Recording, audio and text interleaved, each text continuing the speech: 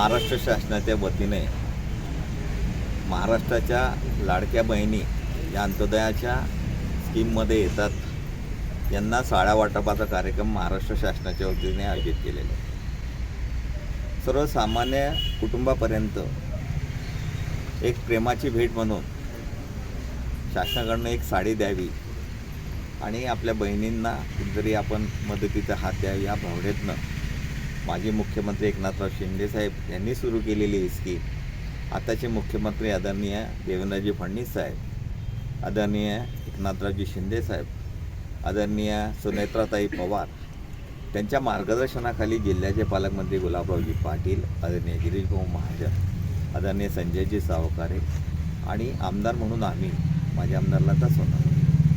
शासनाने या बहिणींना एक मदतीचा हात देत असताना साडी दिल्यावर त्या साडीचा उपयोग ते नक्की करतात. काही कुटुंबामध्ये अशी परिस्थिती असते की 2-2 वर्ष 3-3 वर्ष साडी घेता येत नाही, कारण रोजंदारी काम करणाऱ्या गरीब घरातल्या महिला कुटुंबासाठी आलेला पैसा रोजच्या जीवनांमध्ये खर्च होतो.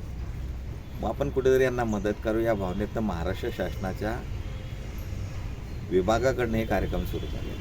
आदरणीय मंत्री महोदय भुजबळ साहेब यांच्या मंत्रालयाच्या वतीने आपल्या तालुक्यामध्ये 9,971 साडी वाटप हे होणार आहे. रेशनिंग दुकानावरनं ह्या साड्या या महिलांना दिल्या जाणार आहेत आणि याच्या बदल्यात म्हणजे मोफतमध्ये ह्या साड्या दिल्या जाणार. रेशनिंग दुकानावर यांना साड्या भेटणार आहेत. आज प्रायोगिक म्हणून आपण सुरुवात करत असताना काही भगिनींना इथे साड्या वाटप केलेल्या आहेत आणि काहींना भगिनींना म्हणजे संपूर्ण पुढच्या ज्या साड्या त्या रेशनिंग दुकानावर भेटणार.